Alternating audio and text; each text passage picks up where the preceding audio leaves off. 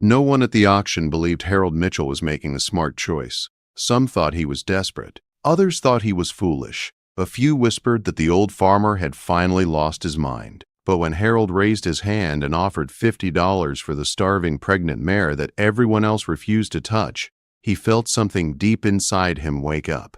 He did not know it yet, but that single moment would change his life forever. The auction house sat on the edge of rural Kentucky, old and tired, just like many of the farmers who still passed through its doors. The wooden beams were cracked and faded, the paint peeling after decades of heat and rain. The air smelled of hay, dust, and animals, thick and heavy under the late summer sun. Only a small crowd had gathered that Saturday morning. Most were there hunting cheap labor animals or equipment, not hope. Harold stood quietly near the back. He was 62 years old, thin from years of hard work and harder grief. His hands were rough and scarred, his face lined deep from sun and sorrow. In his front pocket he carried $300, money he had saved slowly by selling vegetables at the farmer's market. It was all he had. 3 years earlier his wife Martha had died. After that everything changed, and the farm that once felt alive had grown silent.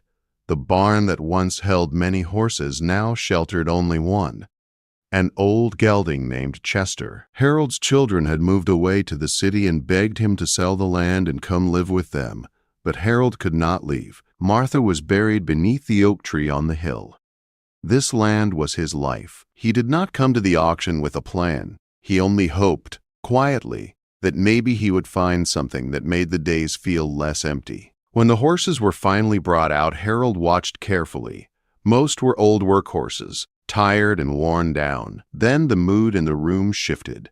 A massive black mare was led into the ring. She was huge, taller than most horses there, her body powerful even in weakness. Her belly hung low and heavy, swollen with pregnancy. Her coat, though dirty, still shone black in the light. She moved slowly, carefully, each step measured. But it was her eyes that stopped Harold's breath, dark and deep, filled with fear and exhaustion, yet still strong, still unbroken.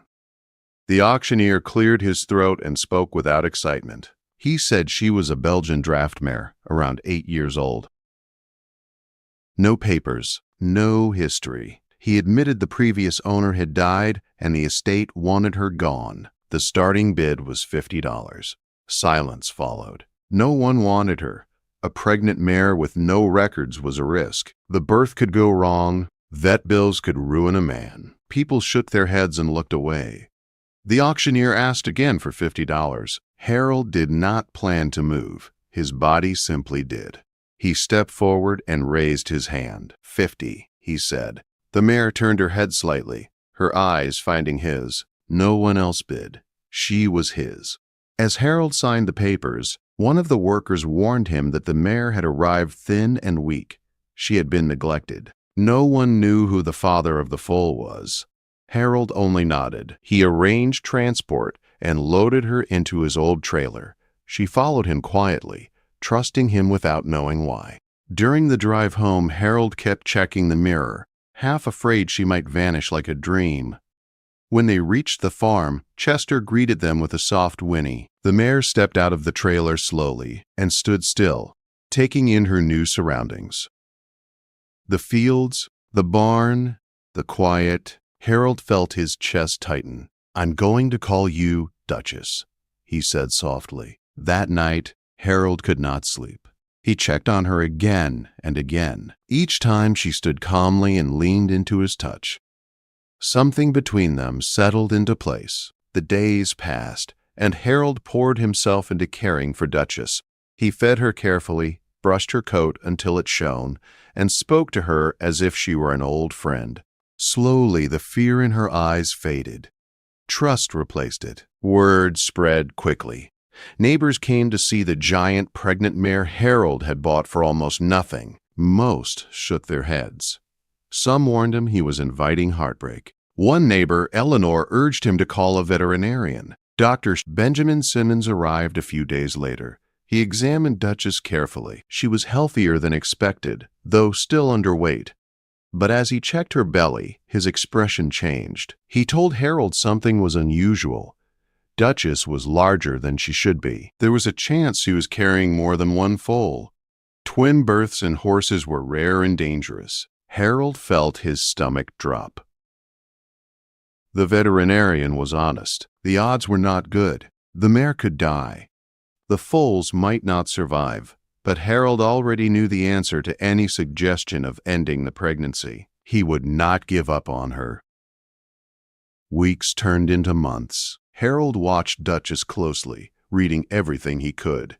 Her belly grew larger than anyone thought possible. Even Dr. Simmons admitted he had never seen anything like it. Some nights Harold slept in the barn, talking quietly to Duchess while the wind whispered outside. Autumn arrived. Leaves turned gold and red. The farm felt alive again. But with each passing day, tension grew. Late one night, Duchess began pacing. Harold knew something was changing. He stayed with her through the dark hours, heart pounding, waiting. By morning, the veterinarian arrived. Duchess was close. Harold stood by her head, his hand resting on her neck, whispering words of comfort. He could feel it. Something big was coming, something no one was ready for. And as the first true signs of labor began, Harold realized that whatever happened next would be remembered for the rest of his life. The barn went quiet in a way Harold had never felt before. Not peaceful, not calm. It was the kind of silence that presses against the chest and makes every breath feel heavy. Duchess stood wide and trembling, her massive body tight with effort as another wave moved through her.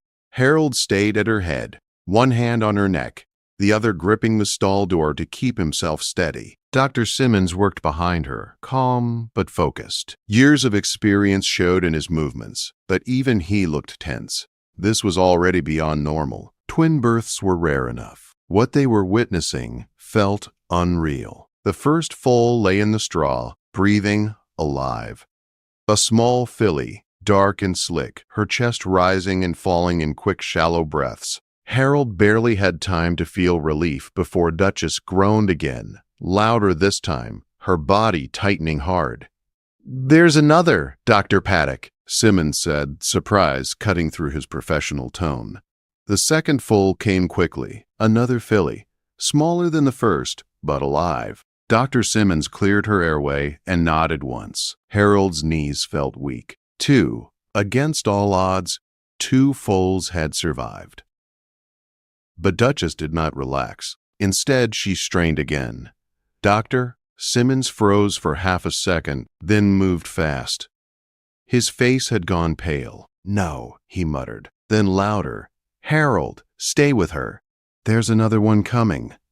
Harold felt the world tilt. Another? That made no sense. His mouth went dry, his heart pounding so hard it hurt. The third foal slipped into the world, a colt this time, dark like his sister's. He lay still for a terrifying moment, then coughed and drew a breath. "Dr. Burno." Simmons let out a sound that was half laugh, half disbelief. "I have never seen this," he said. Never. Outside the barn, the neighbors waiting went silent as word spread. Some pressed hands to their mouths, others whispered prayers. Eleanor stood frozen at the door, tears streaming down her face. Inside, Harold thought it was over. His body shook from shock and relief and fear all at once. Then Duchess cried out again. Dr. Simmons stared, eyes wide now, all calm gone. "There's another," he said slowly, as if saying it out loud might make it impossible. "There's a fourth." Harold's breath caught in his throat. The fourth foal arrived just as the others had. A colt, smaller than the rest, but fighting. His legs twitched, his chest moved. He was alive. For a long moment, no one spoke. 4 foals lay in the straw around their exhausted mother. 4. Alive. Dr. Simmons stepped back, hands shaking. "This should not be possible," he said quietly. "This has never been recorded like this, ever." The barn filled with gasps as people crowded closer, careful but desperate to see. Harold could not move. He stood at Duchess's head, his hand still on her neck, tears running freely down his face. "You did it," he whispered. "You did it, girl." Duchess lay still for a moment, breathing deep and slow. Then she lifted her head. Her eyes found her foals. One by one she reached out and touched them with her nose, gentle and careful, as if counting them to make sure they were real. One foal stirred, then another. Legs flailed, bodies wobbled. The first filly struggled upright, legs shaking hard, then stood. The barn erupted in sound. Clapping, crying, laughter through tears. Soon the others followed. All four stood, unsteady but determined, bumping into one another as they tried to stay upright. Dr. Simmons checked each foal again and again. Heart, lungs, reflexes, again and again. "All healthy," he finally said, his voice breaking. "All of them?" Duchess rose slowly, her strength incredible after what she had endured. She stood over her foals, wide and steady, a wall of protection. When they searched for her milk, she did not move. She stood like she had waited her whole life for this moment. Harold sank onto a bale of hay, overcome. He had lived a lifetime around animals, around birth and death, but this was different. This felt like something sacred. News traveled fast. By nightfall, the farm was crowded. Cars lined the gravel drive. Phones rang nonstop.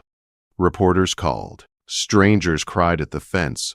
Dr. Simmons stayed late, giving instructions, warning Harold of the challenges ahead. Duchess could not feed 4 foals alone. They would need help, constant care, sleepless nights. Harold only nodded. He would do whatever it took. He named them that night: hope, faith, grace, courage. The days that followed were the hardest and most beautiful of his life. Harold slept in the barn, feeding the foals by bottle through the night. His body ached, his eyes burned, but his heart felt full for the first time in years. Duchess watched him closely. She trusted him completely. The story spread far beyond Kentucky. Papers ran headlines. Cameras arrived. People called it a miracle. But not everyone who heard the story felt joy. On a cold December morning, a black SUV rolled slowly up Harold's gravel driveway. The engine sounded wrong, too smooth, too expensive. A man stepped out wearing a long coat and a cold smile, and the miracle Harold had fought so hard for was about to be threatened. The man from the black SUV did not belong on Harold's farm. Everything about him felt sharp and wrong against the quiet land. His coat was too clean. His shoes never touched dirt like someone who worked for a living. His eyes moved across the barn, the pastures, the horses, not with wonder, but with ownership. "My name is Victor Harrington," the man said, his voice smooth and cold. "That mare in your barn belongs to me." Harold felt his chest tighten, but he did not step back. He had faced droughts, sickness, and loss. He would not be bullied now. "I bought her legally," Harold said, "at auction. I have the papers." Victor smiled without warmth. He claimed the mare had been stolen from his breeding facility in Virginia. He said her real name was Midnight Sovereign. He said she was worth more money than Harold would ever see in his lifetime. And now that she had given birth to 4 foals, he wanted what he called his property back. The threat was clear. Victor had money, lawyers, power. Harold had none of those things. What Harold did have was love. He refused to hand them over. Within days, papers were filed. A lawsuit followed. The news turned dark. Cameras returned, not for a miracle, but for a fight. The story shifted from wonder to injustice. Harold barely slept. Every night he sat in the barn with Duchess and the foals, listening to the wind, memorizing the way they breathed. Terrified it could all be taken away. Neighbors rallied around him. Eleanor organized meetings. Donations came from strangers. Letters arrived from across the country. People who had never met Harold wrote that they believed in him, that they believed some things were worth fighting for. Still, fear hung heavy. The court date came fast. The courthouse felt small and cold. Victor arrived with a team of lawyers. Harold arrived with one local attorney and a room full of farmers, neighbors, and quiet support. Victor's lawyers spoke first. They presented documents, photos, registration records. They painted Harold as a kind man who had unknowingly benefited from a crime. They spoke of ownership, loss, and value. Harold listened, hands clenched, heart pounding. Then his attorney spoke. He spoke of care, of neglect, of a dying mare bought for $50 because no one else would help her. He spoke of nights slept in barns, bottles fed by hand, a bond that could not be measured in money. Dr. Simmons testified. He told the court Duchess would have died without Harold, he said, separating the foals from the only home they knew could harm them deeply. The judge listened without expression. Then, just before the court broke for recess, a young woman stood up in the back. Her voice shook, but she spoke clearly. She said she used to work at Victor Harrington's facility. She said the mare had not been stolen. She said Victor had ordered the mare abandoned after learning she carried multiple foals. Too risky, too expensive, too embarrassing if she died. The courtroom froze. The woman explained how the mare had been taken away quietly, passed along until she ended up with an old farmer who later died. No theft, no loss, just cruelty. Victor's face drained of color. His lawyers whispered frantically. When court resumed, Victor's team withdrew the case. The judge dismissed it fully. Harold Mitchell was declared the rightful owner. The room erupted. Harold did not cheer. He did not speak. He walked out of the courtroom as fast as his legs would carry him and drove home. When he reached the barn, Duchess was waiting. The foals rushed forward, clumsy and eager. Harold dropped to his knees, hands shaking, tears soaking into their coats. "You're safe," he whispered. "All of you. You're home." Life slowly settled into something new. The farm changed. Visitors came, but Harold learned to set boundaries. He started a small rescue with the help of Eleanor. Horses arrived thin and scared and left strong and calm. The foals grew tall and powerful. Each kept the name Harold had given them. Hope was bold, faith gentle, grace steady, courage fierce. Duchess watched over them all, proud and calm. On quiet evenings, Harold sat beneath the oak tree where Martha rested. He watched the horses move across the land, black shapes against the setting sun. He no longer felt alone. All of it had started with $50 and a choice no one else would make. And because of that choice, 5 lives had been saved, including his own.